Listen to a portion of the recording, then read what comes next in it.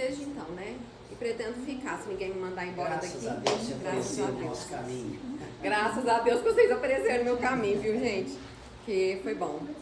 Então, vamos falar sobre a depressão, né? Esse tema tão importante que é tão falado hoje e a gente, pelo menos eu, né? Não sei se vocês, escuta tanto assim, nossa, parece que tá todo mundo depressivo, nossa, que depressão, nossa, eu tô numa depressão, nossa, eu tô depressivo, nossa, fulano tá depressivo, nossa, que tristeza.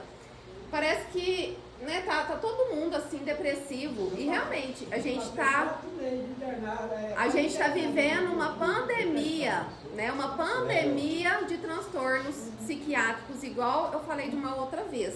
E a depressão, ela tem sim aumentado cada vez mais. E por que ela tem aumentado, né? A questão espiritual, o espiritismo explica que uma das causas é pela transição que a gente está passando, a transição do nosso planeta. Então a gente está deixando de ser um planeta de provas e expiações, que é o que a gente está vivendo, onde o mal prevalece ainda, por isso que a gente ainda vê muita maldade, né? Para um planeta de regeneração, que é um planeta onde ainda, né, existe mal, né, Everton? Só que o bem, ele prevalece. Pensa, a gente viver num mundo onde o bem prevalece e a gente quase não vê o mal, que é o inverso do que hoje a gente vê. Aí a gente liga a televisão, nem sei se vai ter, acho que nem vai ter televisão, sei lá como é que vai ser, uns telão assim espiritual. A gente liga lá esse telão espiritual e passa só coisa boa, só notícia boa, é um sonho, né? E pra gente chegar neste ponto, depende também das nossas transformações, das nossas mudanças, das nossas mudanças dos hábitos, atitudes, pra gente poder estar colhendo lá na frente, né? E além disso, dessa questão espiritual, né, que tá tendo essa transformação e um convite para a gente poder mudar, porque essa transformação espiritual é um convite para dar aquela sacudida interna para a gente poder mudar internamente, olhar para nós, para as nossas sombras e mudarmos. E além disso, o estilo de vida que a gente está vivendo, né? Esse estilo de vida onde a gente está sempre correndo, dorme-se pouco, se alimenta mal, o sedentarismo. Hoje até que está mudando um pouco, tem uma pesquisa que a bebida alcoólica entre os jovens tem diminuído muito. Tem diminuído. Por quê? Porque os jovens, eles estão aderindo a uma vida mais saudável. Então, hoje as pessoas estão aderindo mais à atividade física. Domingo eu corri numa prova de corrida do supermercado BH que fez. Gente, 5.000 pessoas. Tinha gente lá que corria, que caminhava, que andava com bebê, tudo quanto é jeito, com cachorrinho. De todas as idades, todos os corpos, gente sedentária, não sedentária, tinha de tudo. Ou seja, a pessoa foi lá por um propósito, um exercício físico. Gente, foi o evento na casa. Você não viu o evento na cidade? 5.000 pessoas. Saiu lá da Unitri e foi na Nicomedes, voltou, depois acabou lá na Unitri. Eles não tinham corrido também. Tem que me avisar também. Pois é, Larissa. Então, gente, as pessoas estão mais adeptas à vida saudável. Então, sim, o álcool ele tem diminuído, graças a Deus, né? E com isso, o estilo de vida que a gente vive. Da outra vez eu falei, eu sempre enfatizo, né? As redes, o celular, as redes sociais, né? O celular, as telas, é algo que prende muito a nossa atenção. E é algo que é um prazer muito fácil que a gente tem, que acaba deixando o cérebro sempre em alerta e isso acaba dificultando a gente focar nas nossas atividades, acaba atrapalhando o sono, a rotina, né? E isso pode sim ser um fator de risco para desenvolver a depressão.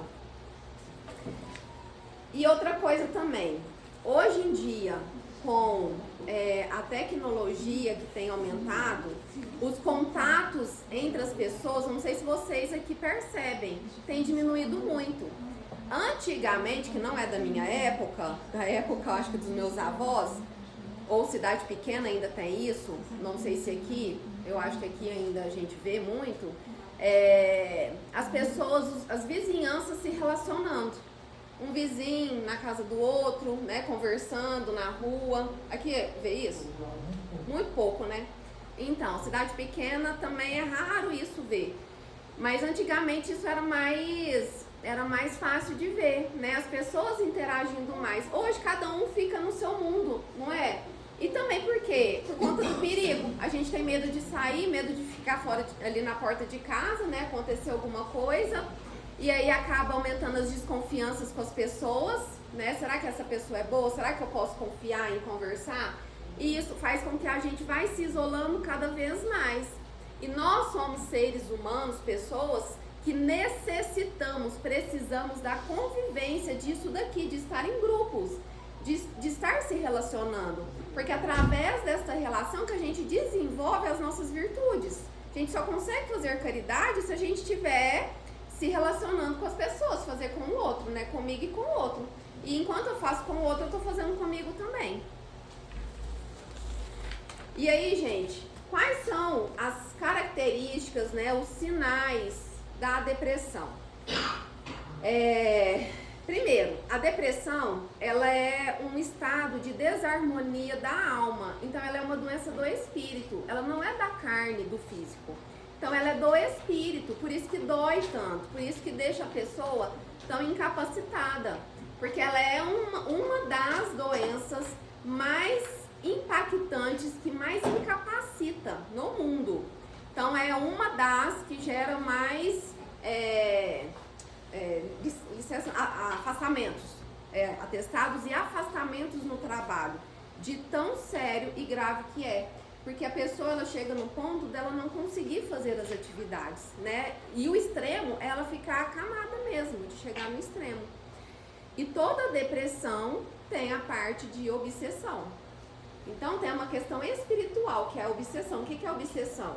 São espíritos, né, inferiores, de uma sintonia bem baixa, que aproveita da oportunidade e meio que toma conta da pessoa, né? Então começa a influenciar os pensamentos, as atitudes, e aí a pessoa pode chegar no ponto dela estar totalmente vulnerável e influenciada por esses espíritos.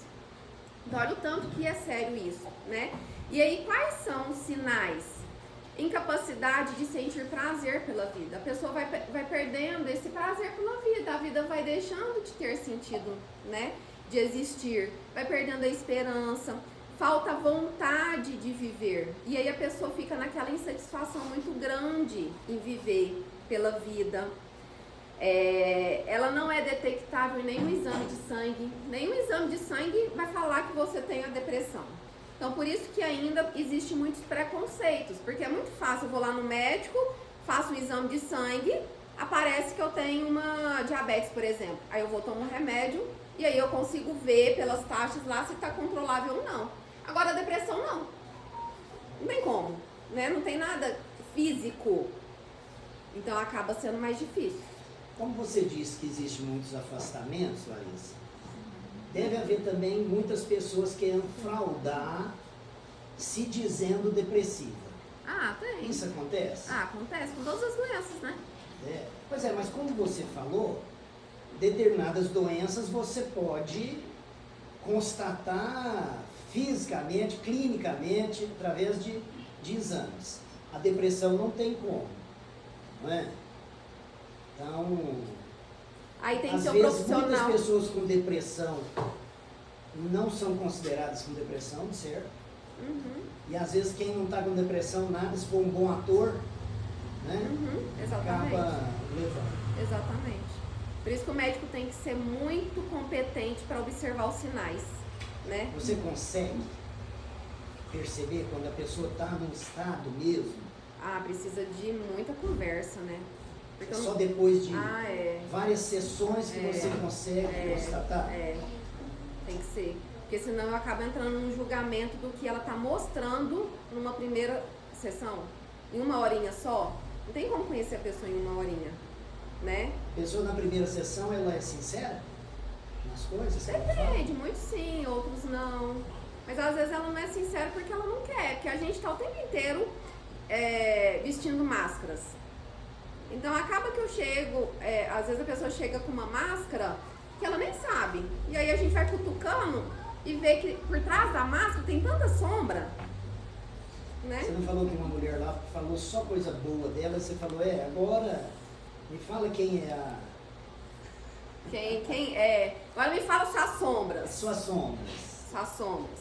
Hoje, graças a Deus eu faço a minha terapia. Hoje na minha terapia, a minha terapeuta falou assim pra mim, Larissa, você tá contando isso. O que tá por trás disso? Eu falei, não sei. Na sua sombra, autenticamente, o que é? Aí eu pensei, eu já sei, mas ai, que vergonha de falar.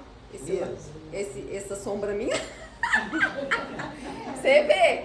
Falei, nossa, eu vou ter que expor uma sombra minha aqui, que seja arrogância, que seja o orgulho, que a gente todo mundo é orgulhoso, é arrogante. Eu falei, cara, eu sou mesmo arrogante, sou orgulhosa, mas que merda, né, até hoje, não é possível, 30 anos aí, sei lá quantos anos, a gente tá indo a peleja, ainda tem situação que a gente se pega no orgulho, na arrogância. Quem que foi que... Ah, a Maria Ângela falou assim pra mim essa semana. Falei, você, o Everton, você é tudo estilo soldado. Oi. Falei, pior que eu sou mesmo. Aí hoje na academia eu escuto de uma pessoa lá. Falei, Larissa, você deve ser muito enjoada, né? Falei, que é isso, menina? Você me acha enjoada? Onde você enxergou isso? Onde você enxergou isso, enjoada? Eu sou rígida. Eu tenho as minhas chaturas mesmo, né? Mas o que isso quer dizer? Essa rigidez ou esse soldado, né? É um autoritarismo que a gente tem que vem da arrogância, do nosso orgulho. E aí a gente tá aqui na peleja, né? Pra trabalhar, pra desenvolver essa humildade. Mas ainda pega a gente e assumir isso, que sim, eu sou arrogante, que sim, eu sou ciumento, que sim, eu sou invejosa, que sim, eu sou... o que mais? Ignorante. Eu sou ignorante, que sim, eu sou nervosa, eu sou irritada, eu sou chata, eu sou enjoada, né? Assumir isso é trabalhar a humildade. Quando eu assumo, eu estou desenvolvendo a minha humildade, certo? Porque não é fácil assumir, né? Mas é assumindo essas sombras que nós temos, que todos nós temos, que ninguém é ser de luz aqui, que todos nós temos, que a gente vai ir de encontro com a nossa luz. A luz existe aqui no nosso coração, né? Então, gente, esses dias eu fui testada, soldada, enjoada, isso tudo. Rígida, arrogante, orgulhosa. E aí, gente, como ela não é, a depressão não é detectável nos exames, ela é uma doença das emoções. E por isso que ela causa muito sofrimento e muita dor. Porque dói lá na alma. É uma dor na alma.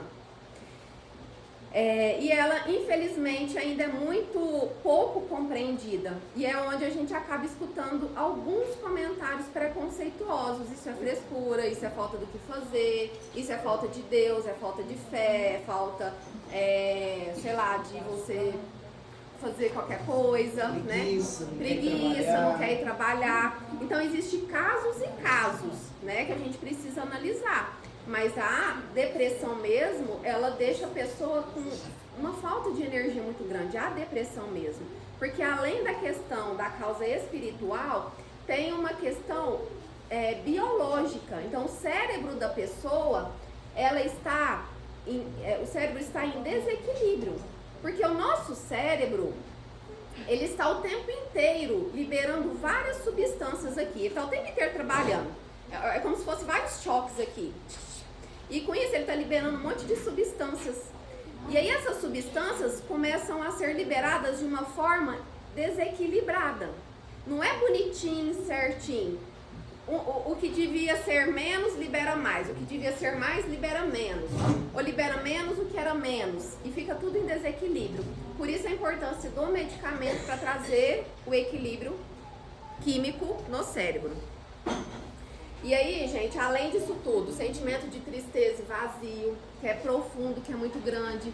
Se esse sentimento de tristeza começa e dura aí uma semana, já tá em alerta. Se dura 2 semanas direto, não é normal. Aí precisa estar em alerta e buscar a ajuda de um profissional. A pessoa sente um desamparo muito grande, que é um desamparo lá no fundo, né, da alma, ela se sente desamparada e às vezes nem tem um motivo, tá cheia de gente e se sente sozinha, desamparada, um desamor muito grande. Por que o desamor? Porque a pessoa com a depressão, ela se condena o tempo inteiro, ela está no auto-julgamento o tempo todo, uma culpa muito grande que carrega. Então a culpa no depressivo, ela é muito presente, né? Muito forte também. E pode ficar mais calada, às vezes não quer sair do quarto, né? Fica dentro de um quarto escuro. Então, independente do que leva a ficar num quarto escuro, isolado, gente, não vamos ficar em quarto escuro. Quarto é para dormir. Deu a noite, deita, põe tudo escuro e dorme. Durante o dia, com a luz do sol, a casa nossa tem que estar aberta. A luz do sol tem que entrar. O vento tem que circular na casa. A gente precisa limpar a casa, precisa deixar organizada, tudo limpo, arejado, sol, tomar sol. Porque isso são coisas tão simples e que faz muita diferença pra gente. Essa luz do sol entrar. E não ficar num quarto escuro. A pessoa ela fica no negativismo, né? Só reclama, tudo é negativo, tudo é difícil, nada tá bom, aquele pessimismo, aqueles sentimentos e aqueles pensamentos tão ruins, desagradáveis, e pode levar até no extremo do desespero. E aí a pessoa chega no extremo do desespero de não ver luz no final do túnel, porque tá tudo tão ruim, tá na merda mesmo, né? Se vê na merda que não vê nada de bom, que ela não vê uma luz no final do túnel. Só que, um detalhe, pode estar na maior escuridão, qualquer escuridão tem uma luz no final do túnel. Nenhuma noite dura para sempre. O escuro não dura para sempre, o escuro dura sei lá quantas horas. Hoje das 6 da tarde, né, até 6 horas da manhã, porque 6 horas que tá clareando. Então é 12 horas de escuridão, mas o resto é luz. Então nenhum problema dura para sempre. Sempre tem algo para se fazer. Além da perda de energia, né, que a pessoa fica, o interesse sexual ele diminui. Então a pessoa também se queixa muito, né, do interesse sexual, está quase que zero às vezes. E as somatizações. O que é a somatização? É a questão emocional começa a afetar no físico. Então começa a desenvolver doenças físicas. Então a fibromialgia, por exemplo, ela vem da depressão. Então precisa tratar a depressão para poder tratar a fibromialgia. E outras, às vezes até outros problemas físicos também desencadeia, né? A pessoa fica mais lenta, tem muitas crises de choro. Aí a pessoa ficar mais lenta, às vezes quem está do lado não tem muita paciência, né? É difícil mesmo ter paciência, mas... Isso aí, ó, eu fiquei já mais lenta, mas por causa da fibromialgia, mas eu tenho depressão não, graças a Deus. Graças a Deus, né? Mas essa daqui já teve, ó. Hoje em Já dia... tive também, mas eu não tenho hoje não. Quem nunca teve, pode ser que ainda vá ter, né? Ou não tem. Por isso que todos nós temos tendência a desenvolver depressão. Todos nós podemos dar depressão. Aí vai de nós tomarmos muito cuidado. Por isso que esses conhecimentos, né, essas reflexões, pra gente levar pra vida e buscar aprimorar mais. Porque aqui eu tô falando um pouco em 30, 40 minutos. Mas pegar esse pouco e aprimorar fora também. Vamos buscar conhecimento fora, porque conhecimento tá aí. Hoje em dia, informação tá em qualquer lugar que a gente quiser. Aí a gente filtra as informações que a gente quer pegar, né? Para aquilo que vai nos agregar, que vai nos ajudar. Porque se eu não cuidar disso, eu posso desenvolver uma depressão e aí sim eu posso ir para um buraco escuro. É uma coisa, às vezes eu levanto com tristeza, desânimo, aí eu já me conheço. Eu oro, faço uma prece e já lasco hino, que eu gosto e canto junto e começo. Isso. Aquilo some mesmo. Que às vezes é até uma influência espiritual que chegou até você, você não deu brecha né? Elevou o seu pensamento numa sintonia, numa vibração alta de luz, e aí o seu anjo da guarda veio e encaminhou esse irmão, esse espírito, para um lugar de Mas tratamento. é fácil, né? Não, é uma atividade que você tem que 24 horas por dia. fazendo sempre. Eu 24 acho que eu horas. tô com depressão. Eu acordo todo dia com preguiça. Você é com preguiça? Se você tá com preguiça, o que sobra pra nós? Eu sou depressão, porque todo dia levantar com um monte de dinheiro lá da minha cama. Nossa, o que sobra pra nós, Everton? E aí, gente, no estado mais grave de um desespero, pode vir o pensamento suicida. Então, sabemos que a morte não existe do corpo. Aliás, a morte do espírito não existe, só a morte do corpo. Então, nosso corpo, ele vai para debaixo da terra e fica lá debaixo da terra sendo comido pelos bichos. Só que o nosso espírito, graças a Deus, não fica lá debaixo da terra, a não ser que a gente fica preso no corpo, porque não sabe que morreu, porque muitos espíritos ficam lá achando que os bichos estão comendo ele, mas na verdade está comendo o corpo. E aí, tomando esse conhecimento, a gente vai se matar sabendo que o espírito continua vivo? Não vai, a gente não vai se matar, né? Porque a dor, quem busca se matar, entra num desespero tão grande que acha que a única luz do final do túnel é a morte. E na verdade, vem mais a escuridão e não a luz, né? Que aí piora muito mais a situação. Então, mediante isso, quais então são as causas, né, espirituais? Porque se é uma doença da alma, do espírito, e se tem a causa espiritual, quais então são essas causas espirituais?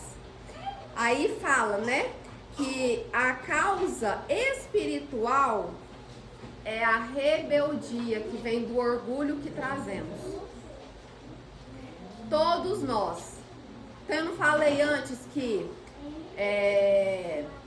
eu dei o exemplo meu, que na minha sombra existe orgulho, existe arrogância e também existe rebeldia. Então, se for pensar, se eu não tomar cuidado, se eu não ter a consciência que eu tenho hoje, que graças a Deus eu tenho, eu poderia desenvolver depressão. E se eu não me cuidar, eu posso desenvolver ainda na vida. Não sei o que a vida me espera, né? Mas a gente carregando essa rebeldia, todos nós temos, não é só eu. Ou é só eu aqui que sou um ser que não é de luz? Só eu, né? Vocês é tudo de luz, né? Por isso que eu tô aqui falando pra vocês. Eu ainda chego lá. Ai, com certeza eu devo ter muitos pecados pra estar falando aqui esse assunto. Com certeza eu desvirtuei muita gente, meu Deus. E aí, gente... Por que você acha que você veio como psicóloga? Então, eu desvirtuei muita gente, né? Você veio para encaminhar as pessoas. Credo, graças a Deus que eu tô caminhando, que eu tô trabalhando. E que Deus me dê saúde para continuar trabalhando, muitos anos. Então, a rebeldia, gente, faz com que a gente tenha um desinteresse pela vida. Só que isso, gente, não é uma rebeldia que às vezes a gente vê tão facilmente. Às vezes a gente vê que uma pessoa é visível, que a pessoa, nossa, um adolescente que é rebelde. Só que a rebeldia, ela também é escondida dentro de nós. Nós todos temos uma rebeldia. E a gente esconde esse lado rebelde nosso. Cada um esconde de um jeito. Então é sutil essa rebeldia. Então essa rebeldia que é lá do espírito, lá da alma, lá do profundo, que quando a pessoa tem a depressão, ela vem à tona como é que ela é manifestada? Como aquele desinteresse que eu falei pela vida, aquela insatisfação constante pela vida, aquele estado de reclamação, negativismo, tudo é ruim, tudo é péssimo, os pensamentos desagradáveis, né? Então a pessoa entra nisso por conta de uma rebeldia que vem do orgulho, que lá no fundo se a vida não fez o que eu quis, então eu emburro e não quero saber da vida. É mais ou menos isso. Só que a pessoa não tem essa consciência. A pessoa lá no íntimo, quem desenvolveu a depressão, né? Que tem essa rebeldia, lá no íntimo ela quer ter mais poder do que Deus. Olha só, gente. Então, mais poder do que Deus. E aí descobre que não tem poder nada, aí se fecha pro mundo, se nega para a vida. Então, se não é do jeito que eu quero, eu não vou aceitar as condições da vida, eu não aceito a vida, então eu começo a negar a vida dentro de mim e nego a vida como um todo. E aí esse movimento de negar a vida é um movimento que leva ao amor, ao desamor? Desamor. Ao desamor. Ao próprio desamor. Então a pessoa ela começa a não se amar. E também não ama o próximo. Porque como é que eu vou amar as pessoas se minha vida tá uma merda? Se tudo tá ruim, se não tem sentido nenhum. Então o amor, ele fica assombreado, ele fica cheio de manchas. E aí a pessoa não consegue nem sentir o amor, né? Isso gera a infelicidade. Aí a pessoa entra num estado ali de ficar remoendo o passado. O que eu perdi? O que eu fiz? O que eu deixei de fazer? Mas nossa, eu tinha que ter feito mais. Nossa, mas por que eu não fiz mais? Olha só, a pessoa morreu e eu não fiz aquilo pra ela. Nossa, mas que sentimento de culpa por eu não ter feito mais. Culpa minha. E aí entra nesse estado, né? E aí vai afundando cada vez mais. E aí, gente, olha só, cada pensamento e cada emoção negativa que a gente fica alimentando, que é isso tudo, esses pensamentos, esses sentimentos, né? Esse estado de reclamação, de negativismo, vai criando manchas no nosso espírito, no nosso perispírito. Então vai criando um monte de manchas escuras no nosso perispírito. Então imagina o nosso espírito sendo tomado por manchas escuras. Aí não fica bonito, né? Imagina o nosso corpo cheinho de mancha preta. Se você olhar alguém cheinho com uns, vamos pensar que uns curativos preto, uns curativos preto dão uma impressão ruim. E é isso que acontece. Então, nosso espírito, perispírito... A fibromialgia, quando você vê, quando ela está atacada dentro do corpo da gente, tudo manchado. Não, você, as fotos que das mostra, fotos. Que da fibromialgia, quando ela está atacada, fica o corpo manchado, assim por dentro, né? Mas é por dentro, não por fora. É, por dentro. É Mas tipo num raio-x, você fala?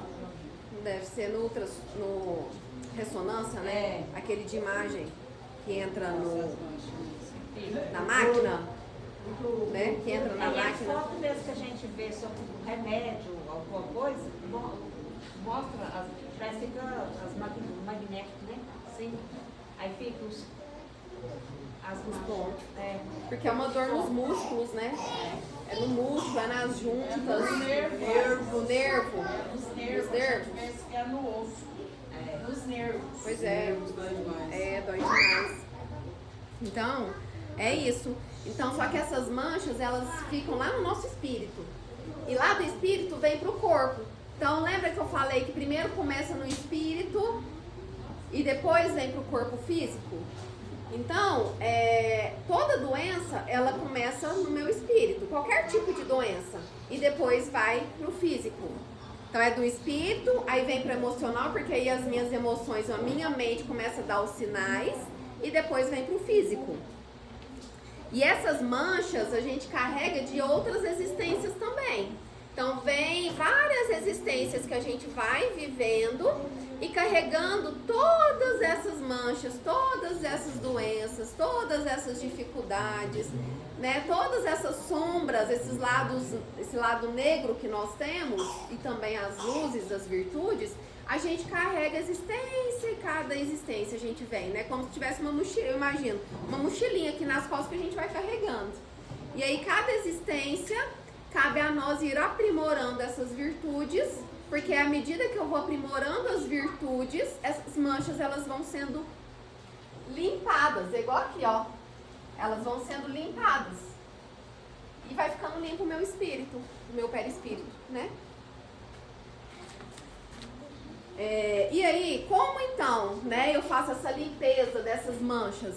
Como é que eu vou eliminar essas manchas do meu... Quer falar? Pode falar. Um exemplo, tia, mas igual a senhora falou, né? Nós temos que eliminar as manchas, certo? Um exemplo, mas não é todas as manchas desse exemplo. Nós estamos falando, agora falou assim, as manchas apagam, certo? Mas não é todas as manchas, por exemplo, que estão na nossa vida que vão apagar. Então, às vezes nessa vida a gente não consegue apagar. às vezes nessa existência, não, mas concorda, você sabe que quando a gente morre, a gente continua com o espírito vivo, certo? E às vezes essas manchas não conseguem apagar aqui porque elas são muito profundas, muito sérias. E aí elas vão ficar. Então imagina aqui, ó, nessa vida não vai conseguir apagar, mas ela vai ficar clarinha. Ela vai ficar assim, ó, clarinha. Aí numa outra existência você vem, acaba de apagar. Entendeu?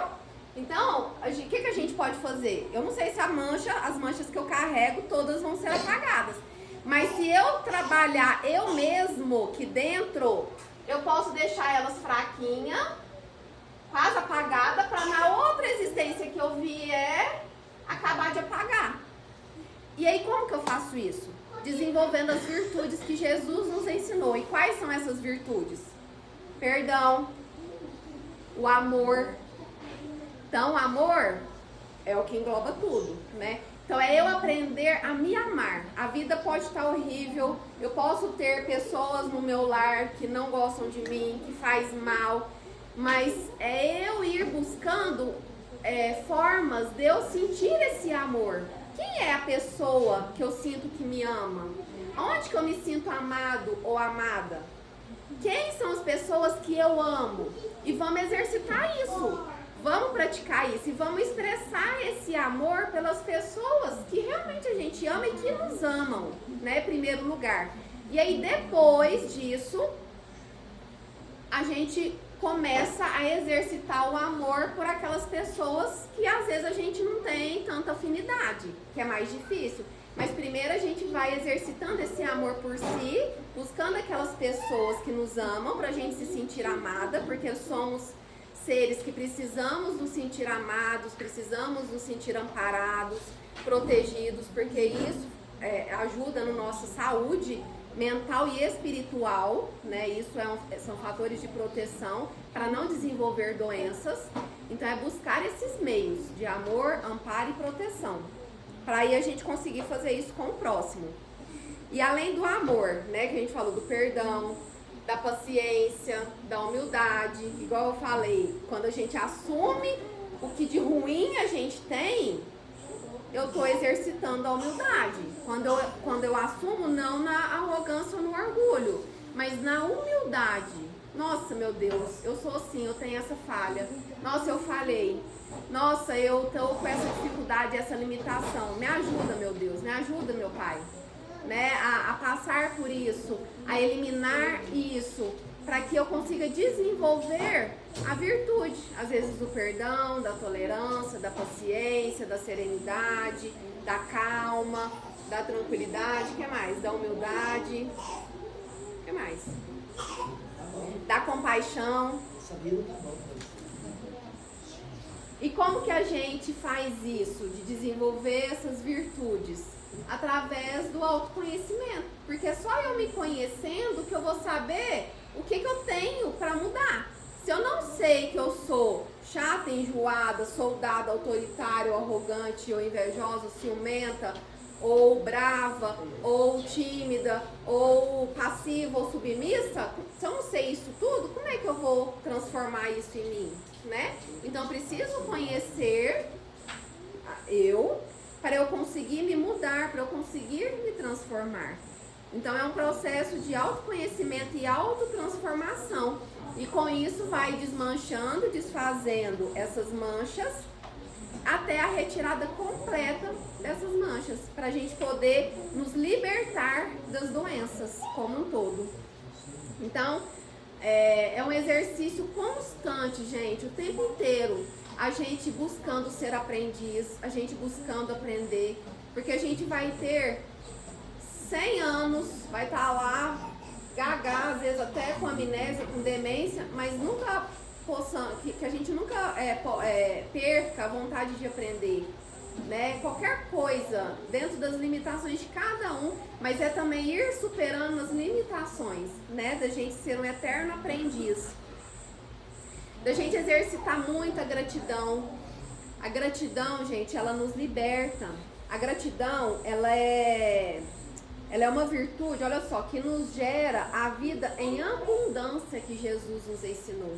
Então a gratidão faz com que a gente sinta a vida, com que a gente viva a vida, com que a gente aceite a vida como ela é,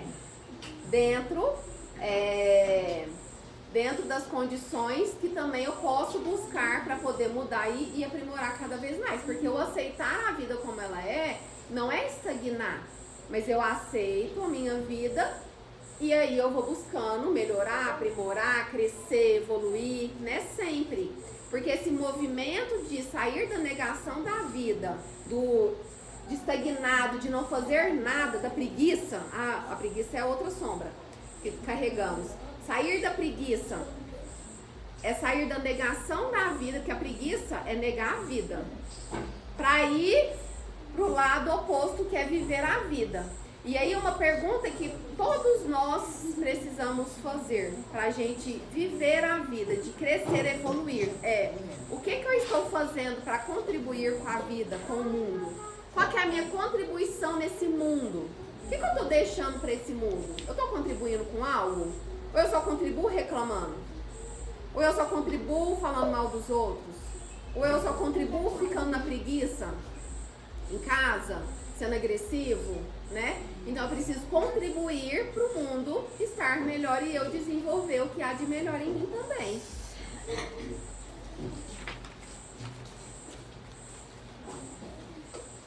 Aqui não tem o evangelho. Não tá aqui. Você quer que busque? Não. Tem um ali em cima da mesa? O evangelho. Uma dos tratamentos espirituais é a evangelioterapia, que é o evangelho que nós temos aqui. Quem não tem, aqui tem, né? Quem não tem pode pedir pro Everton ou pra Cidinha. Trazer lá do Obreiros. Trazer lá do Obreiros também, que lá também tem. Então quem não tem, fala com a gente que a gente traz numa próxima vez. Mas o evangelho é o livro que tem muitos ensinamentos ali de Jesus. Então as virtudes que a gente falou aqui estão muitas ali naquele livro. Então lê aquele livro diariamente, refletir, meditar no que está lendo, porque ali é uma oração ali dentro, né? São mensagens que Jesus nos ensinou, é como se Jesus estivesse falando com a gente mesmo. Então fazer essa leitura para se preparar para o dia, fazer essa leitura para se preparar para ir para trabalhar, fazer essa leitura antes de dormir para poder dormir bem, descansar, para que o espírito possa ir para regiões de estudo. A gente pode pedir regiões de estudo, de crescimento, de evolução, de trabalho, de tratamento. Ao acordar, fazer a leitura de novo, então é um dos tratamentos. A terapia da fé e do perdão, né, de fortalecer a nossa fé cada vez mais. Aqui, ó, esse daqui que é o evangelho. Quem não tem, pode pedir, tá, gente? Que a gente traz, dá. Quinta-feira que vem. Você quer? Aham. Ou sábado. Quem vier sábado. Sábado, Aí você pega. Sábado eu trago. Aí você pede pro Everton, ou pra Cidinha, ou pra Sandra. Ah, pode dar, vai? Tá. Então aqui, ó, tem várias mensagens. É ótimo. No final tem preces, exemplos de preces que pode falar. Olha só, pelas pessoas que amamos, para os inimigos, por uma criança que acaba de nascer. Então tem várias preces.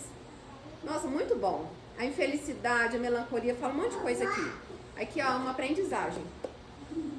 Esse são as passagens da Bíblia explicadas. Fala. Aqui tem as passagens da Bíblia explicadas.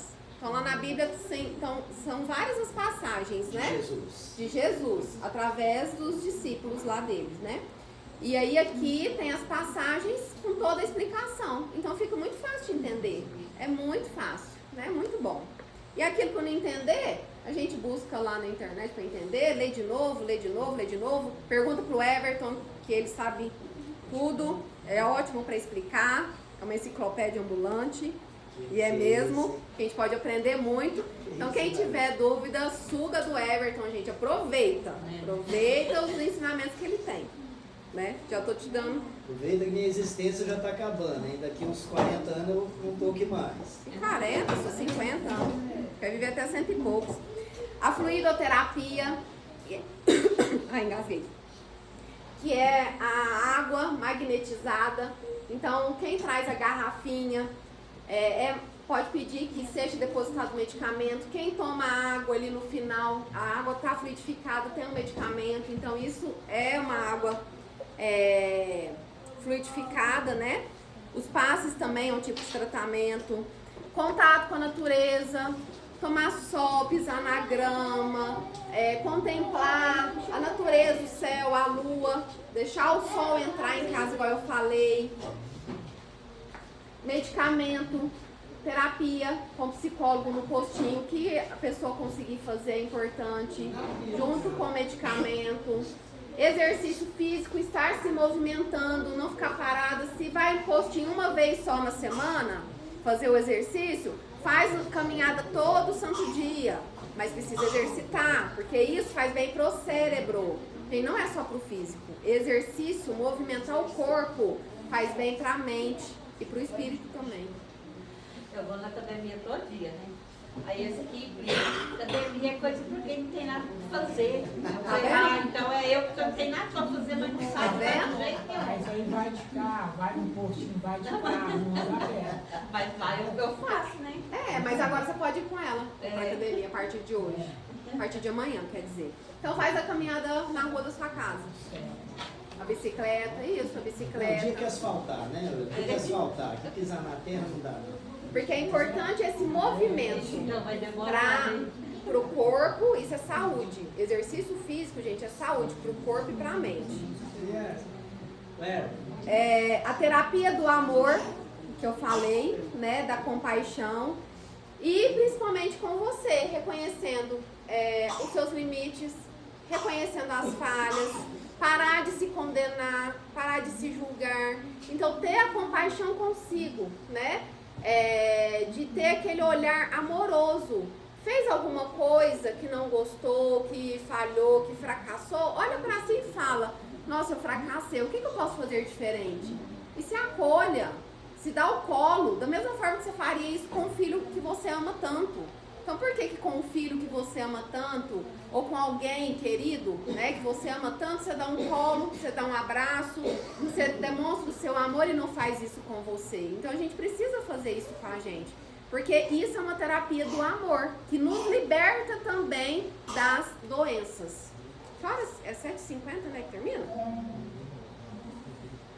Então só pra finalizando, eu vou ler uma mensagem. Hoje dá para ler? Hoje consegue ler? Hoje eu vou conseguir ler. Ó, cada um, eu vou ler essa mensagem e cada um aí com seus pensamentos vai refletindo palavra por palavra, meditando. Se quiser fechar os olhos e ir meditando naquilo que eu for lendo e falando aqui, tá? E reflete mesmo, traz pra alma. Prove o amor. A cura tem início quando o paciente se ama e passa a amar o seu próximo. É um processo profundo de integração da pessoa nos programas superiores da vida. Curar-se deve ser um ato de amor profundo. Amar faz com que as nossas células vibrem em perfeita harmonia. E onde a harmonia se faz presente, a doença não encontra lugar. Mas o amor só tem sentido quando ele é experienciado e sentido. A palavra amor é neutra. Ela expressa apenas uma ideia. Somente quando a gente quando se ama é que poderemos saber o amor. Saber tem sentido de saborear, de experimentar. Um exemplo: olhar para uma fruta não nos permite conhecer o seu sabor. Somente quando a gente prova essa fruta que a gente vê e sente o gosto dela. Por que você não sente o gosto do amor agora mesmo? Será que não existe alguém esperando um abraço seu? Um telefonema? Não existe alguém precisando da sua palavra amiga? De um simples pedaço de pão que você queira dividir? Será que você também não será capaz de um gesto de amor por si mesmo? Eu tenho certeza de que sim. Ligue para um amigo e peça ajuda para as suas dificuldades. Procure amparo espiritual no templo religioso de sua fé. Acerque-se de pessoas de bom astral. Cultive somente ideias positivas a seu respeito. Além do mais, o ato de abandonar um hábito nocivo que agride o nosso corpo é uma das formas mais autênticas de amar a si mesmo. Nós não gostaríamos de ver um filho entregue às drogas porque o amamos, não é verdade? E por que não temos amor suficiente por nós para nos libertar dos hábitos infelizes que estão destruindo a nossa vida? Jesus é considerado o médico dos médicos porque experimentou o amor em todos os lances da sua vida, sobretudo nos mais aflitivos. Jesus não foi um teórico apenas do amor, por isso ele se tornou o guia espiritual da humanidade, nos indicando que, amando, seríamos verdadeiramente felizes. Saboreie o amor. Ponha mais poesia e encantamento em seu olhar. Veja além da realidade física, porque é mudando a percepção sobre a nossa jornada existencial que encontraremos o caminho da cura. Que Jesus nos acompanhe, que Jesus, com todo o amor que Ele é, com todo o amor que Ele traz, possa nos envolver, nos preencher e que essa luz do amor, da paz, das reflexões, do que cada um está saindo daqui sentindo de bom, que essa luz permaneça acesa. E cabe a cada um de nós. Nós somos responsáveis por manter essa luz acesa dentro de nós e iluminar também os lugares onde a gente frequenta, onde a gente está, as pessoas ao nosso redor. Tá? Então, até uma próxima oportunidade. Fiquem todos com Deus. Assim seja. E recebam. Obrigada.